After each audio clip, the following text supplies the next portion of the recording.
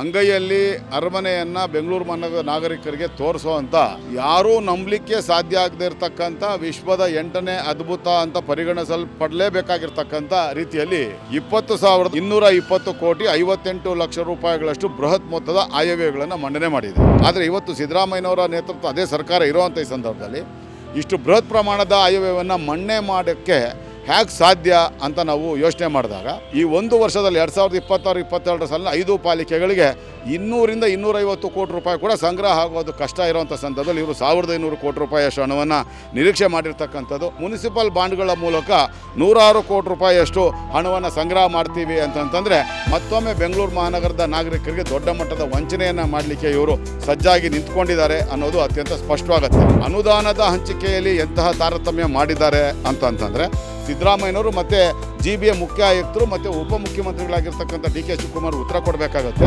ಭ್ರಮೆಯಲ್ಲೇ ಬದುಕ್ತಾ ಇರ್ತಕ್ಕಂಥ ತಿರುಕ ಒಬ್ಬ ಕಾಣ್ತಾರದ ಕನಸು ಕಾಣುವಂಥ ಒಂದು ಕತೆ ಏನಿದೆ ಆ ಕಥೆಯನ್ನು ಹೋಲ್ತಾ ಇರ್ತಕ್ಕಂಥ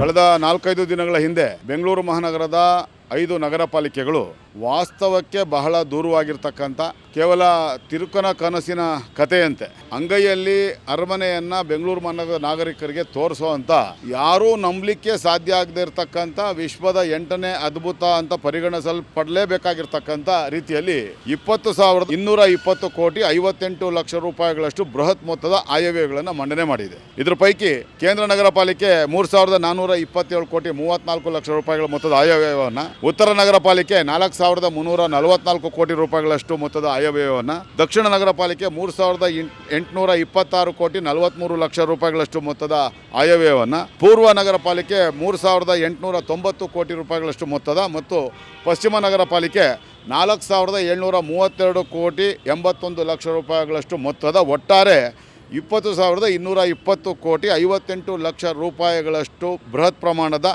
ಹಿಂದೆಂದೂ ಕಂಡು ಕಾಣರಿದ ರೀತಿಯ ಒಂದು ಆಯವ್ಯಯವನ್ನು ಮಂಡನೆ ಮಾಡೋದ್ರ ಮೂಲಕ ನಿಜಕ್ಕೂ ಈ 5 ಪಾಲಿಕೆಗಳು ಒಂದು ದೊಡ್ಡ ಪವಾಡಗಳನ್ನು ನಿರೀಕ್ಷೆ ಮಾಡಿ ಇವರು ಈ ಬಜೆಟ್ಗಳನ್ನು ಮಂಡನೆ ಮಾಡಿರ್ತಕ್ಕಂಥದ್ದು ನಮಗೆ ಅತ್ಯಂತ ಸ್ಪಷ್ಟವಾಗ್ತದೆ.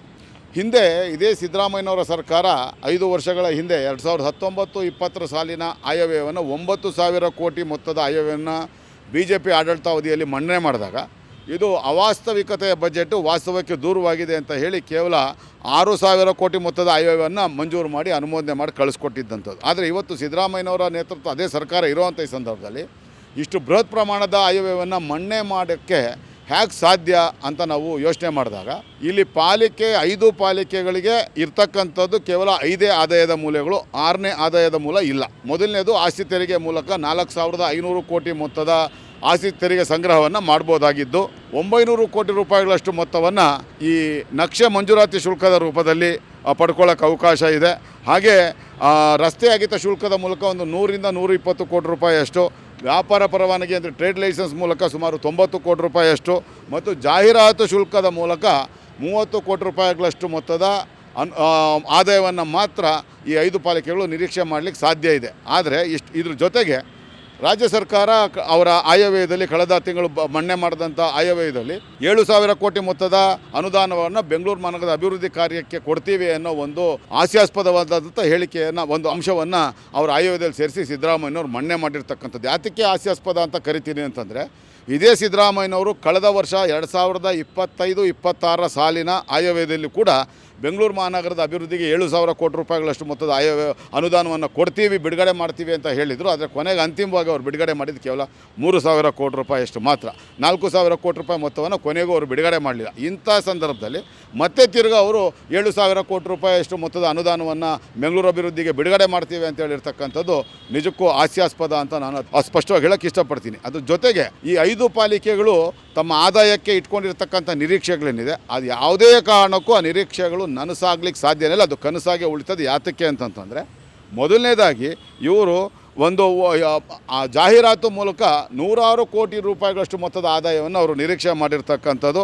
ಕೇವಲ 192 ಕೋಟಿ ರೂಪಾಯಿಯಷ್ಟು ಆದಾಯವನ್ನು ಕೇವಲ ಕೇಂದ್ರ ನಗರ ಪಾಲಿಕೆ 1ರಿಂದನೇ ಅವರು ನಿರೀಕ್ಷೆ ಮಾಡಿದ್ದಾರೆ. ಆದರೆ ಪಾಪ ಅವ್ರಿಗೆ ಗೊತ್ತಿಲ್ಲ ಜಾಹೀರಾತು ಶುಲ್ಕ BBMPಯ ಇತಿಹಾಸದಲ್ಲಿ ಯಾವತ್ತೂ 21 ಕೋಟಿ ರೂಪಾಯಿಗೂ ಹೆಚ್ಚು ಇಲ್ಲಿ ತನಕ ಸಂಗ್ರಹ ಮಾಡಲಿಕ್ಕೆ ಸಾಧ್ಯ ಆಗಲಿಲ್ಲ.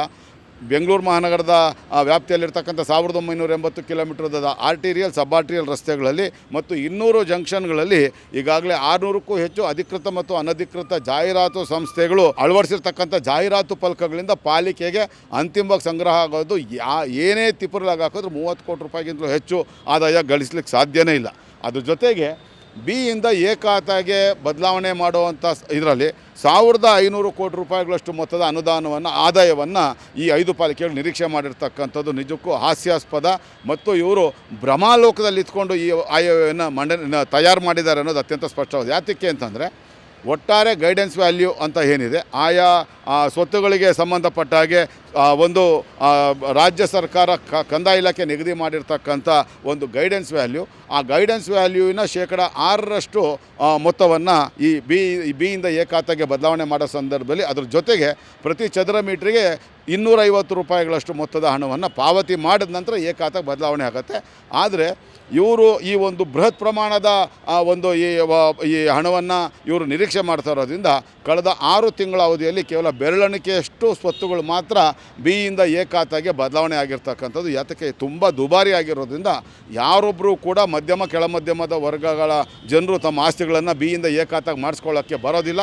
ಅಂತಿಮವಾಗಿ ನಾವು ಉಚ್ಚ ನ್ಯಾಯಾಲಯದ ಆದೇಶವಾದಂತೆ ನಾವು ನಡ್ಕೊಳ್ತೀವಿ ಅನ್ನೋ ತೀರ್ಮಾನಕ್ಕೆ ಬಂದಿರೋದ್ರಿಂದ ಇವರು ಏನೇ ತಿಪ್ಪರ್ಲಾಗಿ ಹಾಕಿದ್ರು ಈ ಒಂದು ವರ್ಷದಲ್ಲಿ 2026-27 ಸಾಲಿನ 5 ಪಾಲಿಕೆಗಳಿಗೆ 200ರಿಂದ 250 ಕೋಟಿ ರೂಪಾಯಿ ಕೂಡ ಸಂಗ್ರಹ ಆಗೋದು ಕಷ್ಟ ಇರುವಂಥ ಸಂದರ್ಭದಲ್ಲಿ ಇವರು 1500 ಕೋಟಿ ರೂಪಾಯಿಯಷ್ಟು ಹಣವನ್ನು ನಿರೀಕ್ಷೆ ಮಾಡಿರ್ತಕ್ಕಂಥದ್ದು. ಜನಪ್ರತಿನಿಧಿಗಳು ಇಲ್ಲದೇ ಇರೋ ಕಾರಣ ಕೇಂದ್ರ ಸರ್ಕಾರದ 15ನೇ ಹಣಕಾಸು ಆಯೋಗ ಅಥವಾ ಮುಂದೆ 16ನೇ ಹಣಕಾಸು ಆಯೋಗದ ಅನುದಾನಗಳು ಯಾವುದೇ ಕಾರಣ ಒಂದು ಬಿಡಿಗಾಸು ಕೂಡ ಸಿಗಲಿಕ್ಕಿಲ್ಲ. ಯಾಕಂದರೆ ಎಲ್ಲಿ ತನಕ ಜನಪ್ರತಿನಿಧಿಗಳು ಆಯ್ಕೆಯಾಗಿ ಇಲ್ಲಿ ಬರೋದಿಲ್ಲ, ಚುನಾವಣೆಗಳಲ್ಲಿ ಆಯ್ಕೆಯಾಗಿ ಬರೋಲ್ಲ, ಅಲ್ಲಿ ತನಕ ಈ ಹಣಕಾಸು ಆಯೋಗದ ಅನುದಾನ ಕೇಂದ್ರ ಸರ್ಕಾರದಿಂದ ನಮಗೆ ಬಿಡಿಗಾಸು ಕೂಡ ಸಿಗಲಿಕ್ಕೆ ಸಾಧ್ಯ ಇಲ್ಲ. ಇನ್ನು ಮುನಿಸಿಪಲ್ ಬಾಂಡ್ಗಳ ಮೂಲಕ 106 ಕೋಟಿ ರೂಪಾಯಿಯಷ್ಟು ಹಣವನ್ನು ಸಂಗ್ರಹ ಮಾಡ್ತೀವಿ ಅಂತಂತಂದರೆ ಮತ್ತೊಮ್ಮೆ ಬೆಂಗಳೂರು ಮಹಾನಗರದ ನಾಗರಿಕರಿಗೆ ದೊಡ್ಡ ಮಟ್ಟದ ವಂಚನೆಯನ್ನು ಮಾಡಲಿಕ್ಕೆ ಇವರು ಸಜ್ಜಾಗಿ ನಿಂತ್ಕೊಂಡಿದ್ದಾರೆ ಅನ್ನೋದು ಅತ್ಯಂತ ಸ್ಪಷ್ಟವಾಗುತ್ತೆ. ಇದ್ರ ಜೊತೆಗೆ ಅನುದಾನದ ಹಂಚಿಕೆಯಲ್ಲಿ ಎಂತಹ ತಾರತಮ್ಯ ಮಾಡಿದ್ದಾರೆ ಅಂತಂತಂದರೆ ಸಿದ್ದರಾಮಯ್ಯನವರು ಮತ್ತು GBA ಮುಖ್ಯ ಆಯುಕ್ತರು ಮತ್ತು ಉಪಮುಖ್ಯಮಂತ್ರಿಗಳಾಗಿರ್ತಕ್ಕಂಥ DK ಶಿವಕುಮಾರ್ ಉತ್ತರ ಕೊಡಬೇಕಾಗುತ್ತೆ. ಪೂರ್ವ ಪಾಲಿಕೆ ವ್ಯಾಪ್ತಿಯ ಪ್ರತಿಯೊಂದು ವಾರ್ಡ್ಗೆ ತಲಾ 2.5 ಕೋಟಿ ರೂಪಾಯಿಯಷ್ಟು ಅನುದಾನವನ್ನು, ಹಾಗೆ ಕೇಂದ್ರ ಮತ್ತು ದಕ್ಷಿಣ ನಗರ ಪಾಲಿಕೆಯ ವಾರ್ಡ್ಗಳ ಪಾಲಿಕೆ ವ್ಯಾಪ್ತಿಯ ವಾರ್ಡ್ಗಳಿಗೆ ತಲಾ 2,25,00,000 ರೂಪಾಯಿ ಮೊತ್ತದ ಅನುದಾನವನ್ನು ನೀಡಿದರೆ, ಪಶ್ಚಿಮ ಮತ್ತು ಉತ್ತರ ನಗರ ಪಾಲಿಕೆಯ ವಾರ್ಡ್ಗಳಲ್ಲಿ ಮಾತ್ರ ಅಲ್ಲಿನ ಅಭಿವೃದ್ಧಿ ಕಾರ್ಯಗಳಿಗೆ ಕೇವಲ 1.5 ಕೋಟಿ ರೂಪಾಯಿಯಷ್ಟು ಹಣವನ್ನು ಮತ್ತು ಅನುದಾನವನ್ನು ಮಾತ್ರ ಬಿಡುಗಡೆ ಮಾಡುವಂಥ ಇವರು ಆಯೋಗದಲ್ಲಿ ತೋರಿಸಿರ್ತಕ್ಕಂಥದ್ದು. ದೊಡ್ಡ ಮಟ್ಟದ ಅನ್ಯಾಯವನ್ನು ಪಶ್ಚಿಮ ಮತ್ತು ಉತ್ತರ ನಗರ ಪಾಲಿಕೆಯ ನಾಗರಿಕರಿಗೆ ಮಾಡಿದ್ದಾರೆ ಇವರು ಅಂತ ಅತ್ಯಂತ ಸ್ಪಷ್ಟವಾಗಿ ಹೇಳ್ಬೋದು. ಯಾತಕ್ಕೋಸ್ಕರ ಇವರು ಈ 2 ಪಾಲಿಕೆಗಳ ವ್ಯಾಪ್ತಿಯ ವಾರ್ಡ್ಗಳಿಗೆ, ಅದು ಪಶ್ಚಿಮ ಪಾಲಿಕೆಯಲ್ಲಿ ಪ್ರತಿಯೊಂದು ವಾರ್ಡು ತುಂಬ ದೊಡ್ಡದಾಗಿರ್ತಕ್ಕಂಥ ವಾರ್ಡ್ ಆಗಿದ್ರು ಕೇವಲ 1.5 ಕೋಟಿ ರೂಪಾಯಿ ಮಾತ್ರ ಇವರು ಕೊಡುವಂಥದ್ದು.